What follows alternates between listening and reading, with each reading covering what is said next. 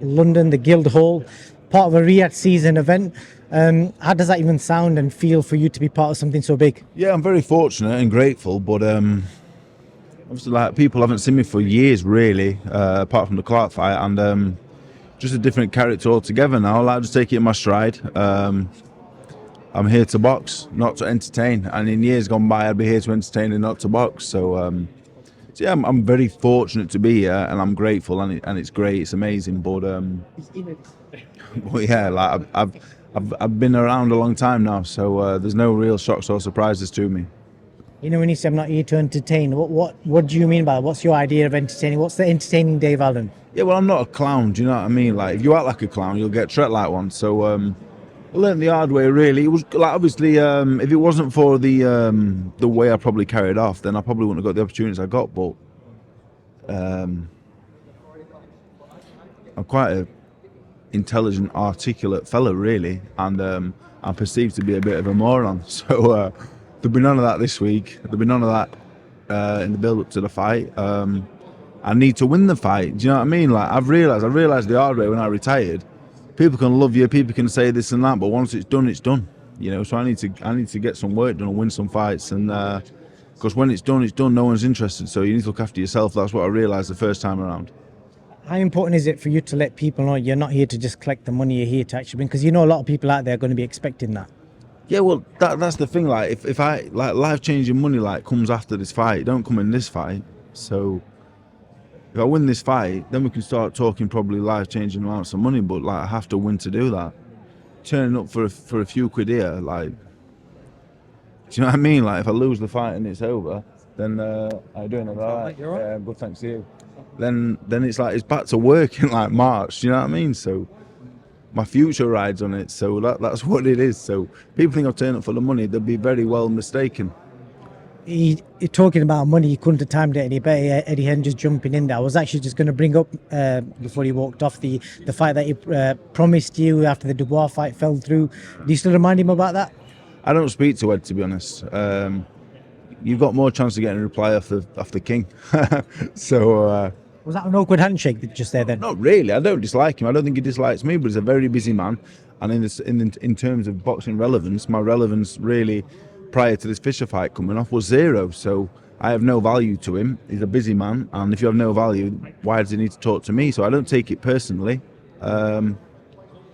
It wasn't an awkward one. It was like, hey, mate, when I was where Johnny is now, kind of thing. Do you know what I mean? So that's the game, you know. Obviously, over the last few years, there was a bit of bitterness about it, but I've never had any hard feelings for him because I don't think he's a bad bloke. Do you think that's just the nature of this business, though? People, if you're like a worthwhile commodity to them, you're more worthwhile in conversations, and then when you're not, people forget and move on. Yeah, it's just life, though. It's not just boxing. It's all sport. It's just life, you know. If I have no value to anyone, then why, do you know, like, family and friends apart, then what's the point, you know? He deals in multi-million pounds every day. What's Dave Allen going to offer to him? I can't offer him anything. I'm here now because I'm a commodity. I'm a piece of meat for Johnny Fisher to beat on. That's what it is. So I don't take it personally. And over the years, I have done. I have been hurt and upset by things that have happened, but that's been and gone. When you say been hurt and upset by things that have happened, is anything you could share that's not like too out there? Just broken promises, really, and you know, obviously the Dubois fight was like the biggest talking point, but other things, you know, you get promised all sorts. When I retired due to things that had happened that I wasn't happy with around the Lovejoy fight, and when I retired, I was promised this, that, and the other from numerous different people, and none of them happened. And I might not have ever come back if the things I was promised would have happened. You probably wouldn't have seen me box again, but they never happened. So, and I realised the best thing that ever happened to me was that retirement. I realised who was real and who wasn't. And I'll tell you something, there weren't many of them that was real, really. So it is what it is. I don't get offended by anything. No one owes me anything. I realise now no one owes me anything. Like, I was too dependent on others. But I won't make the same mistake again. And the Fisher fight, for me, like I say, if I win this fight, we can start talking about financial, like Brendan used to say, like that fuck off money. That's what I need, because I'd love to tell a lot of people to fuck off. So So yeah, that's what Carl Froch. I like Carl Froch quite a lot actually. I don't keep in touch with the current news. So I'm not sure what's called him. Has he done something? No, he don't give a shit, does he, on his YouTube channel? No, yeah, but that's it. Carl Froch has got fuck off money. He don't give a fuck. He can say what he wants. What can you do, really? Yeah. He'll just go and sit in his mansion with his gates and that. You ain't getting in there anyway, so he can say what he wants. I ain't got no gates, me. People could get to my house quite easily. Well, hopefully they won't do soon. You said that there's very few good people. Just name one good person that you've had. It's always worth shouting people like that out. Scott Hamilton works on Matchroom. Amazing friend. We're in contact every week for the last 7 years. You replied to him? Every time, yeah. I've always messaged, but you never reply, so I could have been in that list. Yeah, it is what it is. But that's life, Like I said, I don't get offended by it. You just have to just get on with it. Like people that have never lived. I've lived like a mad life, really, from being in my early 20s. You're getting promised the world, and you're given lots of money, and you're on the TV and all this other stuff, and then once it stops, it's very hard to deal with. But I'm back again now, like a second bite of the cherry. I'm not making the same mistakes. Your missus and kids are now, you just said they're away on holiday. How difficult is that first family holiday, and you're here for this big fight? It was booked a while ago. It was booked before the fight even got spoke about, and so I've been at Jamie's for the last 3 weeks. So I'll just train for 3 weeks. I'll have a week away, have a steadier one, and then the press conference dropped on. Got told a few days ago. It got dropped on obviously today, and my mother-in-law took my place. So. But it is what it is, I did say, do I have to be here? And I was like, yeah, compulsory. So I'm here, but that's life. There's plenty more holidays away to be had, hopefully. So I want to get your opinion on Liam Cameron, because I know you, Liam, even Ty and Booth, you were all part of this, not cult, but early generation of Ingle fighters that were there on the outskirts, and you're all kind of still doing your own thing. What did you think of Liam's success and just how he's come out in the public limelight recently? Hey, I don't know Liam that well, really. No, me and Time was at the gym at the same time, but Liam, I think, was a bit after me. I thought Whittaker looked for a way out. Don't like saying quit, it's not very nice. I quit a few times, it's not nice. I thought he looked for a way out. I thought Liam, I'm not sure if he was winning the fight at the time on the scorecards. I'm not sure. It was close, I felt. But I felt like he was going to take over and win the fight. I felt he was very unlucky, but people are taking a shine to him. He's going to get a rematch or something else. So I'm happy for him. He's had a hard time with it, and fair play to him. He's worked really hard. So yeah, I'm happy for him. He said something there that I've quit before. That, because that's a big statement for you to even say that as a man, to even admit that. What do you do to make sure that you're not put in that position again? When you even had to make that decision, what was going through your mind? Well, the prize fight was difficult because I thought don't want to say that I felt like there was something seriously wrong, and I was right. So in terms of a quit, that's a difficult one, really, because I had no option, really. I felt like boxing fans go nuts over fights because they kind of judge you so much on that one moment. If I'd carried on with the prize fight, I was unconscious about 2.5 minutes after the fight got stopped. So if I'd carried on boxing David Price, it wouldn't have ended well. So in terms of a quit, it was a quit, but it's difficult. But the Fraser Clark one, I quit. My head completely fell off. I felt like he should have been disqualified.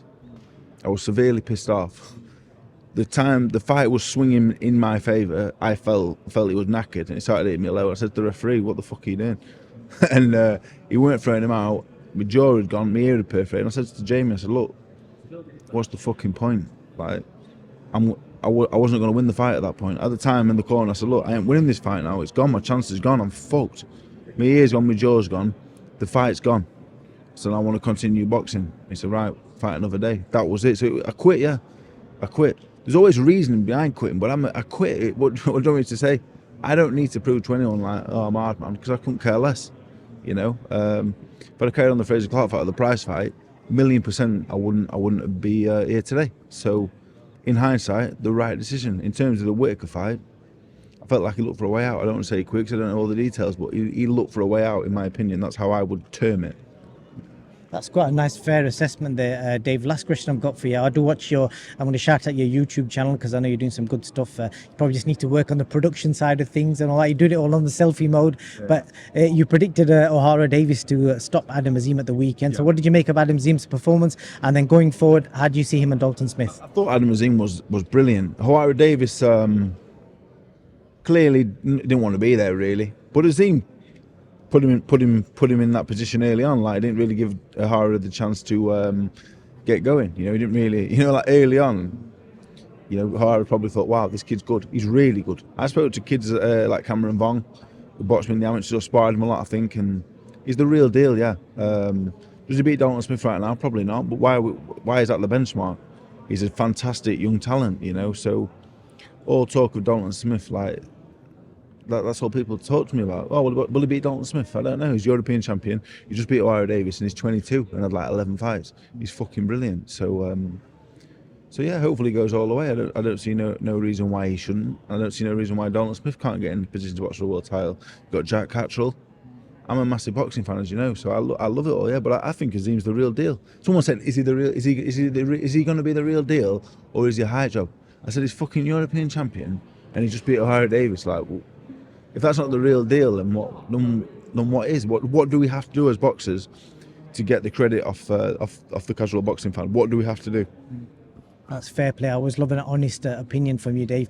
Last quick question for you: does Fury avenge the loss, or does he lose again? I think Fury wins, yeah, but I think it's difficult because at this stage of the career and their life, really, they're both knocking on late 30s. They both had loads of fights, so it's a really difficult one to call. I would never pick against Tyson Fury. I sparred Usyk, sparred Joshua, sparred everyone, and Tyson by far the best I've been in with. But like you say, the different stage of the career. I thought Tyson after halfway last time. I thought you were going to stop Usyk last time, so I fancy Tyson to win, but.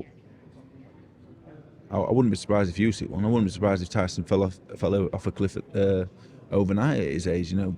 So I'm looking forward to it though. I'm looking. McCann McGrail, I think, is an absolute cracker. So yeah, I'm grateful and fortunate to be involved. I'm looking forward to it. Dave, I'm looking forward to you being in Saudi, mate, because like you've always been a genuine guy, even though you don't reply to my WhatsApp. So I'm going to keep reminding you about that. But I wish you all the best, bro. Yeah, Thank you. All the best, and enjoy the whole experience. Cheers.